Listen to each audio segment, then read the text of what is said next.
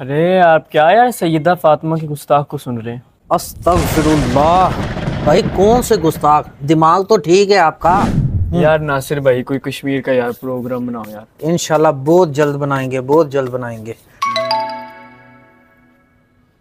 में था, किसी भी जिंदगी में था, यहूदियत में था, नसरानियत में था, बुत परस्ती में था, मजूसियत में था, जहां भी था गायब हुआ।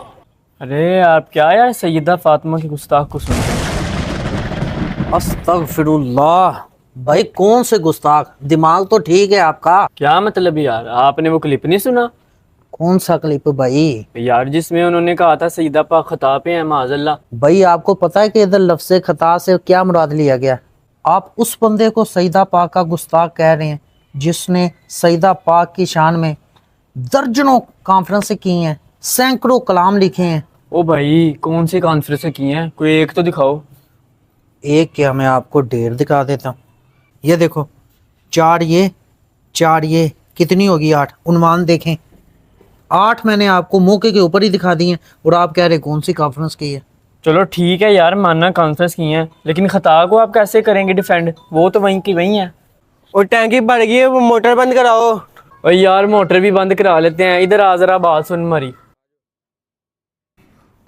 हाँ क्या हुआ? बात सुन यार, अगर कोई केस सैयदा पाक खता पे थी तो क्या उनकी गुस्ताखी नहीं हुई? ये तो बहुत बड़ी गुस्ताखी है।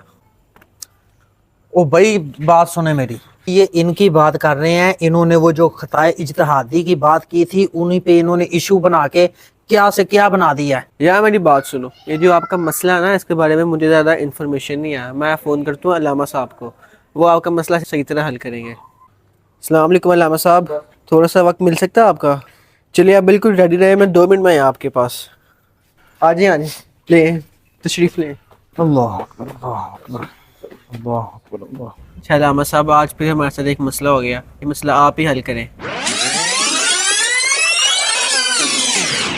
देखिए, पहली तो बात यह है कि लफ्ज़ ख़ता हर जगह पर एक ही माना में इस्तेमाल नहीं होता।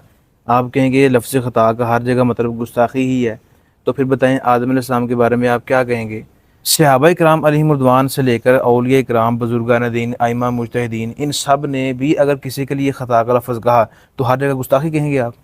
अगर ख़ता का लफ्ज़ हर जगह गुस्ताखी के लिए ही है, तो अगर यही लफ्ज़ आदम अलैहिस्सलाम के लिए इस्तेमाल किया हो और किसी आम बंदे ने भी नहीं, पीर मेहर अली शाह साहब ने इस्तेमाल किया हो, इमाम अहले सुन्नत ने इस्तेमाल फरमाया हो, इसी तरह अइम्मा मुज्तहिदीन ने, तमाम उलमा ने यही इस्तेमाल फरमाया लफ्ज़ कि आदम अलैहिस्सलाम से ख़ता वाक़ हुई, उनको भी गुस्ताखी कहेंगे आप?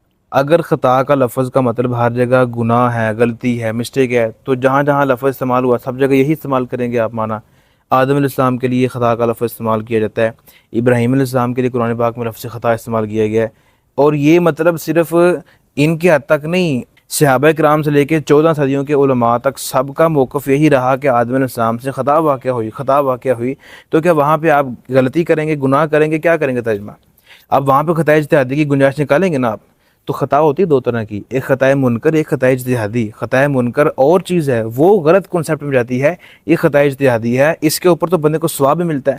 बुखारी शरीफ की हदीस पाक है, नबी करीम सल्लल्लाहु अलैहि वसल्लम ने फरमाया कि सहाबा को भेजा किसी काम के लिए कि असर आपने जाकर बनी कुरैज़ा में पढ़नी है।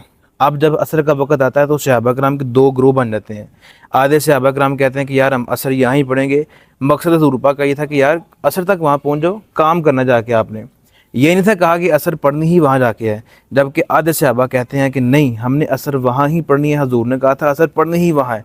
अब आधे सहाबा ने असर यहाँ पढ़ी, आधे ने वहाँ जाके पढ़ी। जब इस वाक़े का तज़किरा नबी अलैहिस्सलाम की बारगाह में हुआ तो नबी करीम सल्लल्लाहु अलैहि वसल्लम ने किसी के साथ सख्ती का मामला नहीं फरमाया। क्यों? क्योंकि दोनों में से एक गिरोह का इज्तिहाद दुरुस्त था, उसको दुगना सवाब मिला, और एक का इज्तिहाद ख़ता पर था, उनको भी सवाब मिला लेकिन सिंगल। साथ भाई क्योंकि हदीस में खुद है ये कि मजमून उसका ये है नासिर भाई कि जब मुज्तहिद इज्तिहाद करता है, अगर उसका इज्तिहाद दुरुस्त है तो डबल सवाब है, वरना सिंगल सवाब उसको है। गुनाह की तो बात है ही नहीं, और ये ख़ताए इज्तिहादी की ही बात हो रही है जहाँ पर उसको सिंगल सवाब मिलता है। तो मुफ्ती साहब, मैंने खुद बाकायदा ये क्लिप सुने हैं जिन लोगों की तरफ से ये इतराज़ात उठाया जा रहा है कि माज़अल्लाह जलाली साहब ने गुस्ताखी की है ख़ता का कौल करके, तो उन्होंने खुद अपनी तहरीरों में, तकरीरों में, अपने मुख्तलिफ जलसों में उन्होंने मुक़द्दस ज़वात की तरफ ये ख़ता की निस्बत की हुई है ऑलरेडी। ऐसे ही है। असल इस मसले को एक जुमले में बंद करूं, हम आह भी करें तो होते हैं बदनाम, वो कत्ल भी करें तो चर्चा नहीं होता। हदीस पाक में शैतान के 4 गधों में से एक गधा हसद का करार दिया गया है, और ये उलमा के लिए है कि आपस में हसद रखेंगे। इमाम अहले सुन्नत की तालीमात को छोड़कर लोग हसद के अंदर मुब्तला हो गए हैं और मसले के अहले सुन्नत से पीछे हटने लग पड़े हैं। क्यों? क्योंकि रवाफी से ताल्लुकात मजबूत हैं। ये उनका मौक़िफ़ है कि अहले बैत किराम से ख़ता नहीं हो सकती, वो मासूम है, क्योंकि ये सब इनको नबियों के दर्जे में लेके आ चुके हैं। खुद कहते हैं कि हम हज़रत अली को नबी जैसा नहीं बल्कि नबियों से अफजल समझते हैं, और अहले बैत को भी नबियों से अफजल समझते हैं। क्या आपने सुना नहीं 12 इमाम 14 मासूम? यही मौक़िफ़ है इनका कि ये गैर नबी को भी नबी से अफजल समझते हैं, जो कि एक बड़ा ख़तरनाक अक़ीदा है, जिसके तनाजुर में अहले बैत के लिए लफ्ज़ ख़ता तो जुर्म ठहरे और हज़रात अंबिया किराम के लिए ख़ता का लफ्ज़ जुर्म ना ठहरे। क्यों? कि ताल्लुकात उनसे मजबूत हैं, जो उनकी बोली है वही यहाँ बोली जाती है। तो इंसाफ करें ना, अहले बैत के लिए ख़ता का लफ्ज़ गुस्ताखी ठहरे और अंबिया किराम के लिए ख़ता का लफ्ज़ इंसाफ ठहरे। ये यकीनन बोली उन्हीं की है। जी हसन भाई, आपका कॉन्सेप्ट क्लियर हो गया है। ये ख़ताए इज्तिहादी कोई गुस्ताखी तौहीन नहीं है। जी अल्लाह का शुक्र सुफियान भाई, मुफ्ती साहब ने मसला क्लियर कर दिया।